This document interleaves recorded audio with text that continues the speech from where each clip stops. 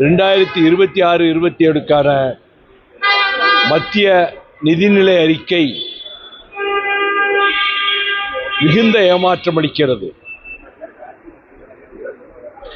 5 மாநில சட்டமன்றங்களில் தேர்தல் வருவதால் அந்த மாநிலங்களுக்கு அதிக ஒதுக்கீடுகள் செய்யப்படும் என்றெல்லாம் எதிர்பார்த்து போய் இருந்ததெல்லாம் ஏமாற்றத்திலே போய் முடிந்திருக்கிறது. அதை அமெரிக்காவினுடைய இந்த டாக்ஸ் டெரரிசம், அந்த வரி கொடுமையிலே இருந்து மீள்வதற்கு ஐரோப்பிய ஒன்றியத்தினுடைய வர்த்தக ஒப்பந்தம் நமக்கு அது ஈடு கொடுக்கும் என்று நிதியமைச்சர் மாண்புமிகு நிர்மலா சீதாராமன் நேற்றைக்கு தெரிவித்தார்.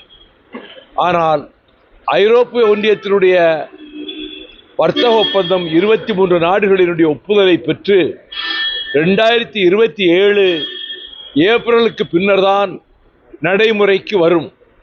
இந்த ஓராண்டு காலத்திற்கு அப்படியானால் எந்த விதத்திலே மத்திய அரசு சமாளிக்கப் போகிறது என்பதற்கு எந்த விதமான தீர்வும் சொல்லப்படவில்லை.